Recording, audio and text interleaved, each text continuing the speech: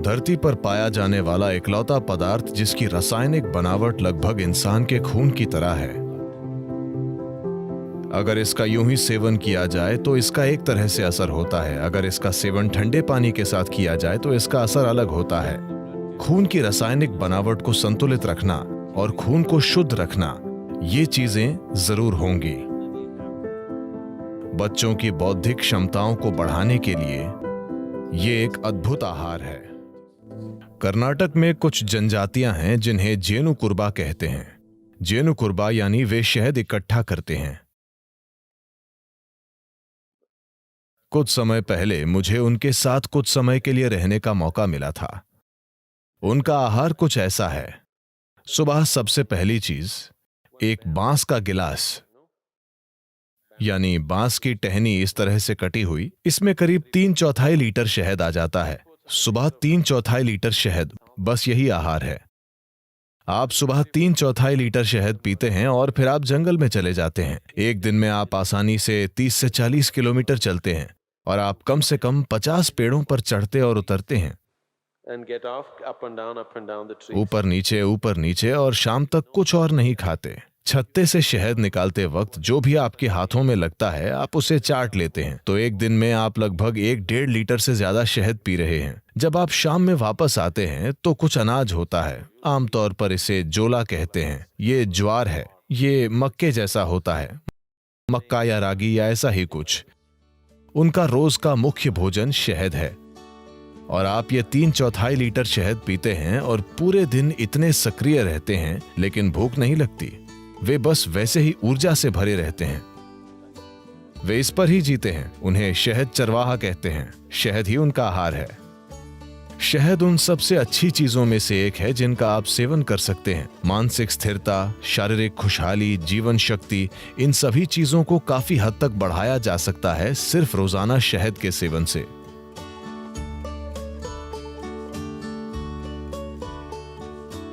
शहद इस धरती पर पाया जाने वाला इकलौता पदार्थ है जिसकी रासायनिक संरचना लगभग इंसान के खून की संरचना की तरह है। अगर आप कुछ चीजें बदल दें तो ये लगभग खून जैसा है। शहद का दैनिक सेवन आपके स्वास्थ्य के लिए बहुत कुछ कर सकता है, खासकर वो लोग जिन्हें अधिक बलगम की समस्या है। यह आपके दिल के लिए बहुत अच्छा है, आपके दिमाग के लिए अच्छा है, यह आपके मन को सतर्क रखता है और ये बहुत ऊर्जा देता है। तो हर दिन शहद का सेवन बहुत कुछ कर सकता है। खासकर अगर आपके बढ़ते बच्चे हैं तो उन्हें रोज शहद का सेवन करना चाहिए। ये उनकी बुद्धि और हर तरह के विकास के लिए बहुत कुछ करेगा। सफेद कद्दू भी। सफेद कद्दू और शहद दोनों चीजें एक साथ मिलकर बच्चों के लिए एक शानदार आहार हैं, उनकी बौद्धिक क्षमता को बढ़ाने के लिए।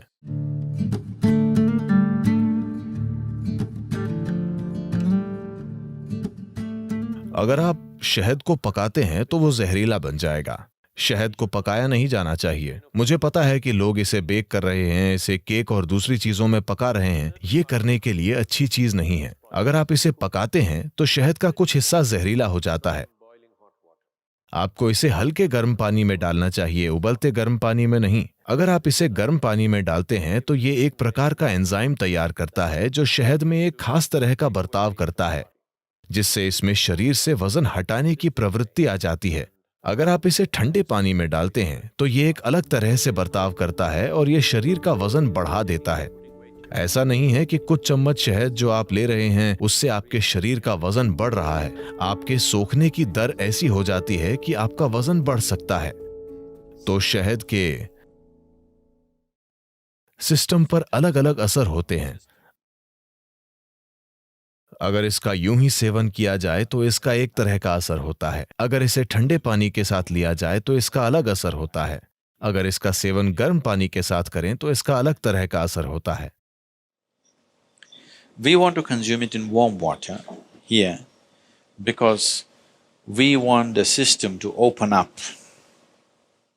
यहां हम इसका सेवन गर्म पानी के साथ करना चाहते हैं क्योंकि हम चाहते हैं कि सिस्टम खुल जाए। अगर आप सिर्फ सेहत बनाना चाहते हैं, जैसे अगर कोई एनीमिक महसूस कर रहा है, एनीमिया का मतलब है एक स्तर पर खून में लोहा कम हो गया है, मतलब आपकी ताकत कम हो गई है, ठीक है? आपके शरीर की मजबूती कम हो गई है। आप थकावट महसूस करेंगे, बिना किसी कारण के थकावट, क्योंकि जब जरूरी लोहा नहीं होता है तो शरीर के हिस्सों तक ऑक्सीजन ले जाने की आपकी क्षमता कम होती है। इसका मतलब है कि आपका शरीर, आपका दिल, आपका मस्तिष्क सब कुछ कम स्तर पर काम करेगा क्योंकि आपके पास पर्याप्त ऑक्सीजन नहीं है।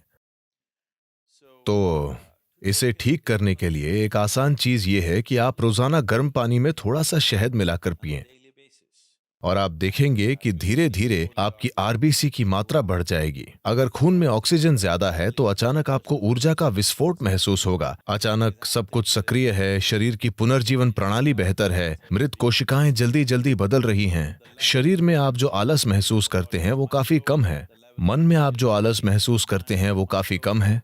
तो शहद का सेवन रक्त संचार प्रणाली में एक तरह का संतुलन लाएगा, जो योगाभ्यास करने वालों के लिए बहुत ज्यादा जरूरी है, क्योंकि आप कुछ तरीकों से शरीर को सीमाओं से आगे धकेल रहे हैं।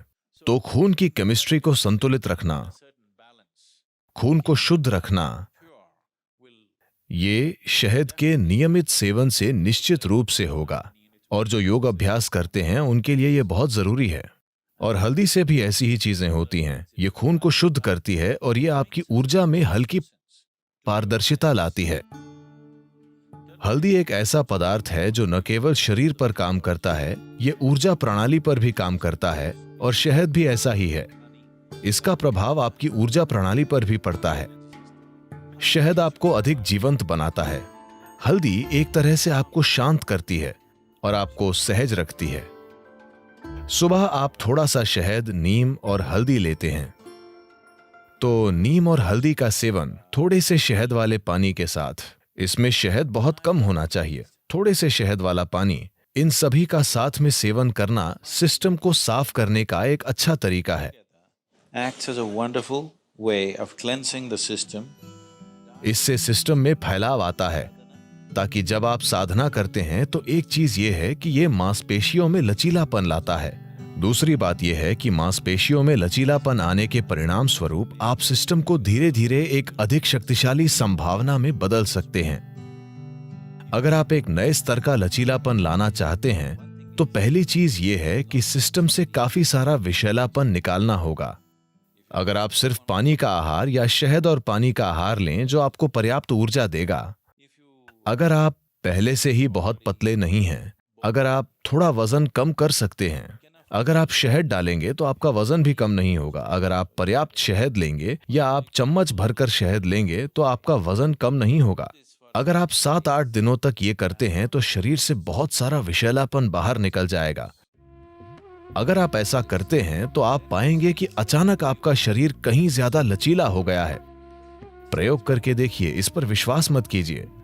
तो शहद एक महत्वपूर्ण भूमिका निभाता है। जो लोग यौगिक अभ्यास कर रहे हैं उनके लिए शहद का सेवन अच्छा है।